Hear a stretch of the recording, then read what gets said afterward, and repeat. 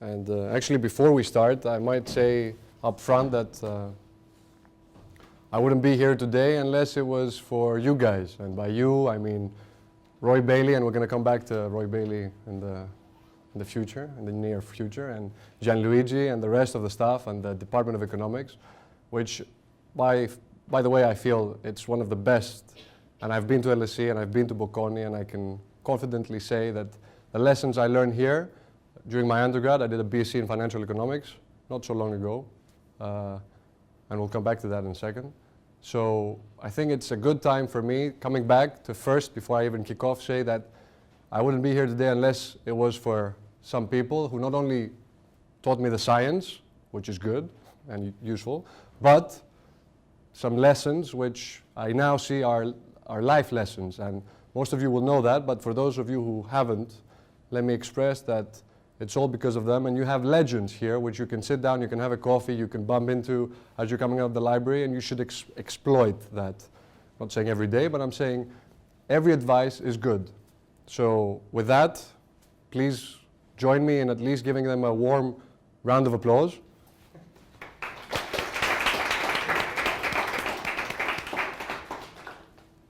Okay, so on my way here, I wrote down some notes, which I'd like to share with you in a nutshell, and then maybe open it up for questions so we can go more specific.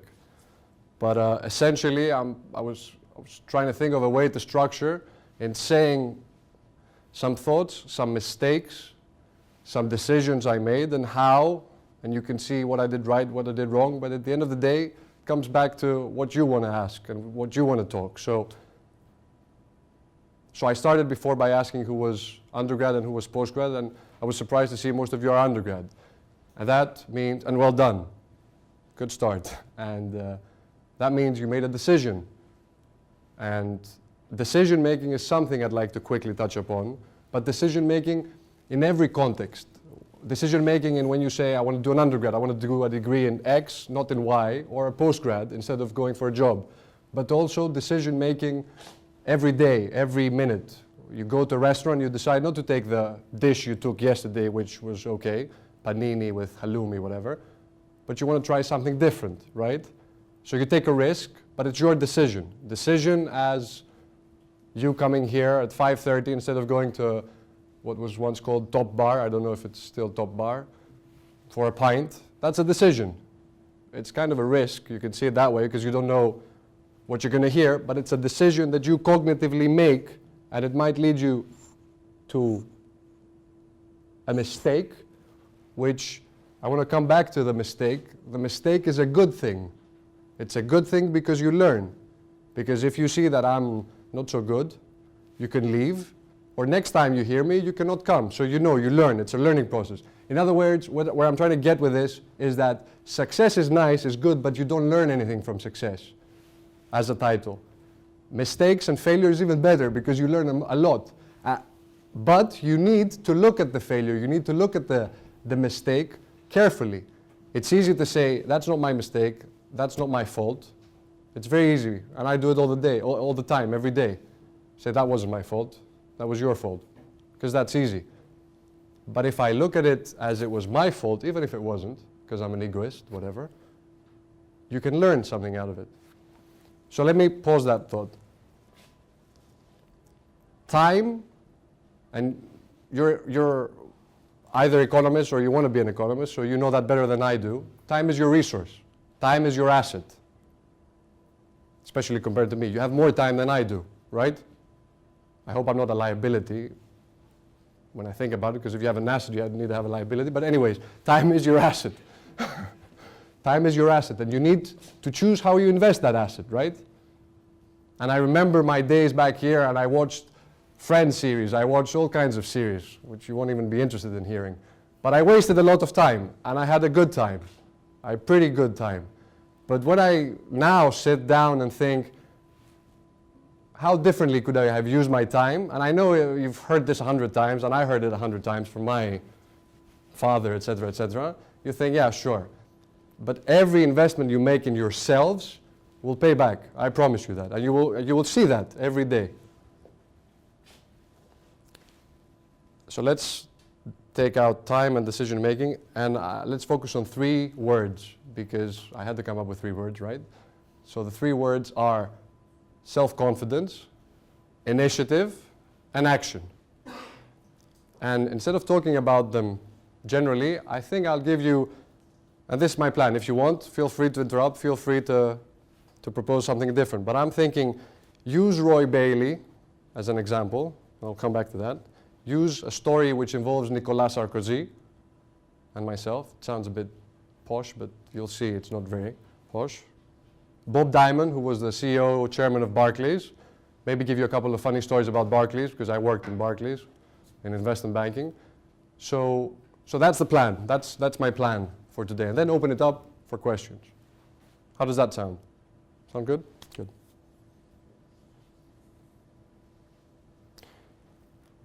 So Roy Bailey. It's the 10th of July 2006. And I've got myself on a plane by myself, wearing a suit, wearing a tie. I didn't even do my tie by myself, because obviously I didn't know how to tie a tie. Now I hopefully do. I took the plane, I went to Heathrow, got the train, Liverpool Street, took a cab, came to this sub-zero level, went to the reception, asked for Mr. Roy Bailey, who was back then the head of undergraduate studies. Take me to his office, because I have to have an interview with him. And this is my only chance to convince this Roy Bailey guy, who is the head of undergraduate studies, which sounds scary to me. Actually, it still sounds scary, although I've passed that stage. To convince this guy to give me a chance. Why? Because my conditional offer for Essex was X, and I was below that offer. But I exceeded the mark in economics. So I was coming here to convince Roy Bailey that I was worth that chance to give me a place in your degree, in the undergraduate degree. So we had a 1-hour interview. The interview didn't go that bad. I'll tell you 2 points. 1 point, I remember he asked me about a derivative or an integral, which by the way in the beginning I did wrong, and I quickly corrected it without him noticing that I was actually, panicking completely. And as I moved towards his desk, I realized that I'm dripping, I'm literally sweating. My whole shirt is full of sweat. So at that point, Roy says, would you like to take off your jacket? And I'm thinking, of course I'd like to take off my jacket, but if I take off my jacket, you'll see here, you'll be laughing. So that's one, so you can see how relaxed and confident I felt in that interview. And the second part is, when we finished the interview, and I'm starting to get my breath back, he says, so you're Greek, right? You're from Greece. Yeah, I am. So what about the Iliad and the Odyssey, Homerus, your famous Greek writers? And I will never forget that thought of thinking, God help me, for 12 years in my life in Greece, we've been studying those 2 courses, and I have never opened a single book to read a single thing, a single line, and here he is, the head of undergraduate studies, pointing at me, telling me, say something, say anything. It's an open question. Just say something smart. And I'm sitting there looking at him, smiling. I say, oh, you know about the Iliad? And he says, yes, so indeed. In fact, I have, and he shows me 2 books. A book of Iliad this big and a book of Odyssey that big. So as soon as I saw that, I thought, no bullshit here. So we finished the interview. And I asked him naturally, and a bit bluntly, I think, so what's up with, when will I find out if I've been accepted? So he says, well, look, I'm going to send my recommendation letter to the admissions department, and you'll hear back in a month, 45 days most. So I'm thinking, perfect. So for 45 days, I don't have a life now. So I go back, I leave, shake his hand, go back, arrive at the airport. My father picks me up, he takes me to the port. My friends waited me because we had just graduated from high school, and we were going to go for a field trip. So I go there and I say, you know what, for 45 days I'm not going to be waking up and sleeping at night just thinking, what is Essex going to say? Am I going to go to the army or am I going to go to Essex? Am I a failure or am I a success? So I switch off my mobile phone and I say, you know what, forget it. I'll just take it off my mind. So I switch off my mobile phone, go for surfing with my friends. 4 days later I get out of surfing, randomly, I just saw my mobile, so I thought I'd open it. It was a good idea. And as soon as I open it, I get messages, voicemails, And before I even know it rings, I pick it up, Mr. Spiliotopoulos, yes, we've been looking for you ever since Friday. We're trying to get a hold of you. You've got an unconditional offer from Essex. And I could actually, even today, and I'm sure for the rest of my life, I can tell you exactly the image, which was an amazing image. It was a sunset. I could tell you everything. I could describe everything, simply because that, honestly, was the best moment of my life. Just like that. But let me take that moment, because now you feel, or at least I've tried to give you the feel, and fast forward it a bit. And now it's 1st of October, and I've arrived here for the first day of my undergraduate degree, 2006, 1st of October, raining cats and dogs, which is an expression I learned here by chance. And I go to the South Courts and I sit in there and I'm thinking, what the heck, I'm going to live here for 3 years, and then I go to a friend's house in North Towers and well, actually, it's not that bad.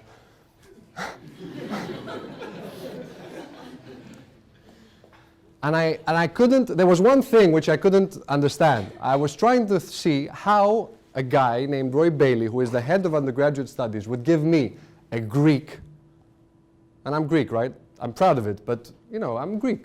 I'm not a British. I don't speak English well. He would give me a chance. He gave me a chance. I'm here, I would think to myself. I wouldn't tell it to everyone because I was kind of embarrassed, but I knew deep, I knew I'm here because of him. He could have said, nah, and I wouldn't be here. So, what I'm trying to get at is that I took this experience and said, how can I use this to my benefit? Let me see it personally. Let me try and prove this guy, Roy, right. So how can I prove him right? Prove that I'm not a loser, that I can study, I can get a good mark, I can pass all my exams. I mean, you know, how ridiculous would it seem if I failed my first year and this guy would say, yeah, actually, I recommended we get this guy, this loser. He's not performing that well, although he promised he would. So to cut the long story short, I started studying. For the first time of my life, I started studying. It's funny, because that's the reason why I started studying. I'm talking honestly.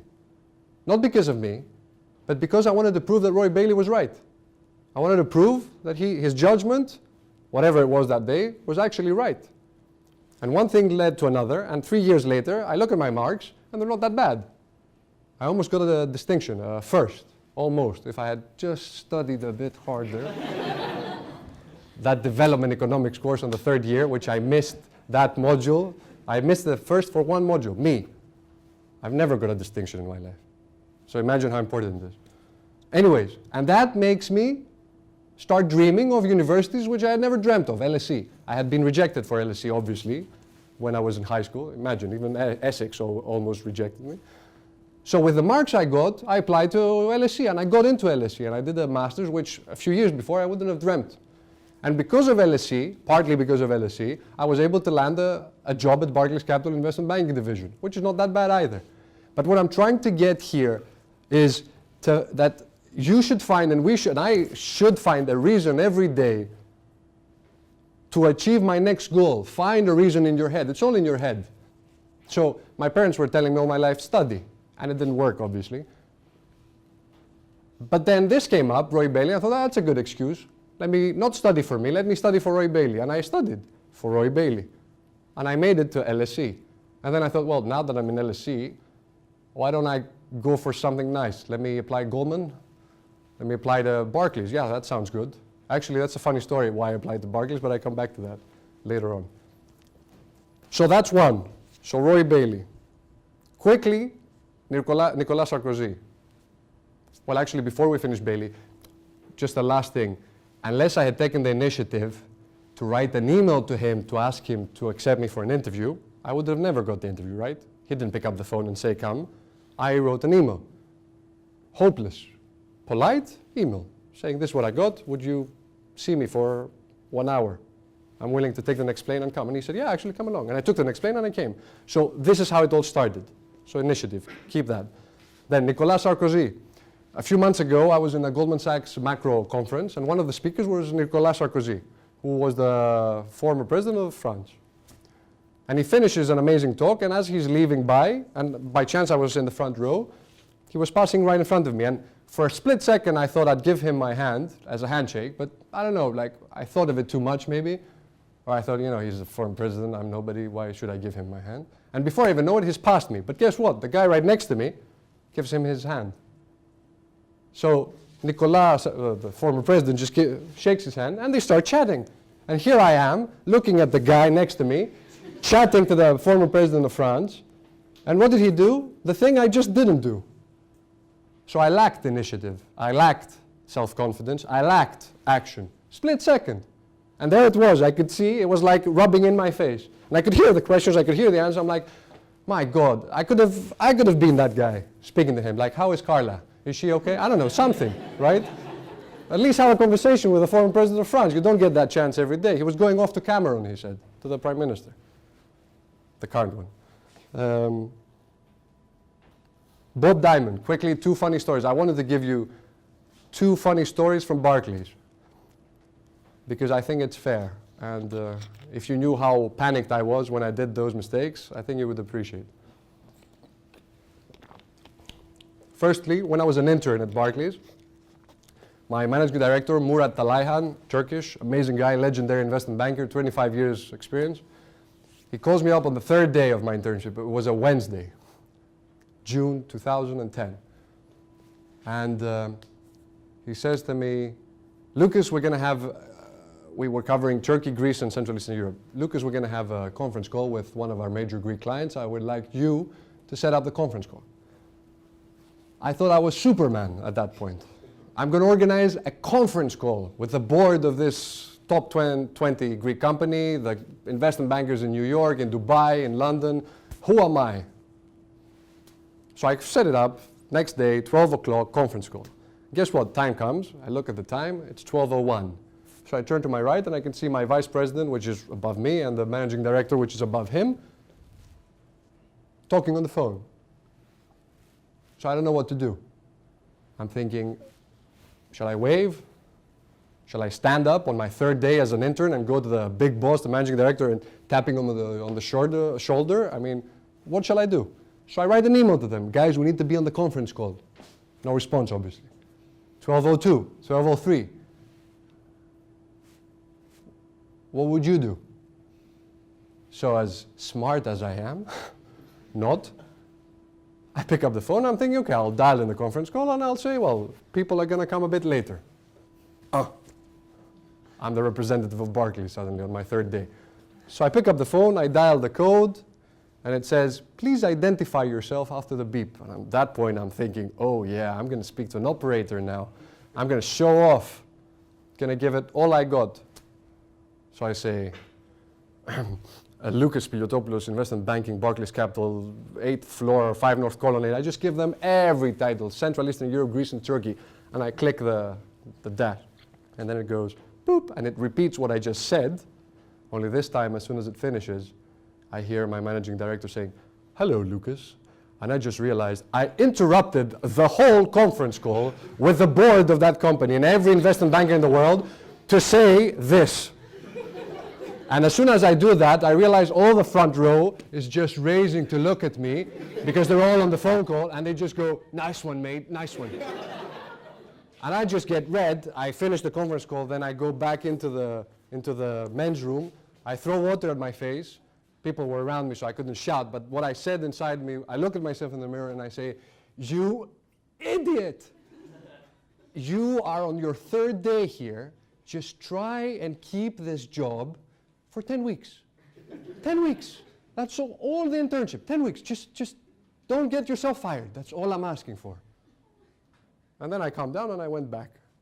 And then a few days later, a guy, a friend, a colleague, a fellow intern, comes up and says, can you send me the details of the results that are going to be announced by Bob Diamond? Bob Diamond, for context, was the CEO of Barclays and then the chairman of Barclays, #1 of the emperor of Barclays, let's say. The guy who built the firm, the guy who acquired Lehman Brothers when it fell apart.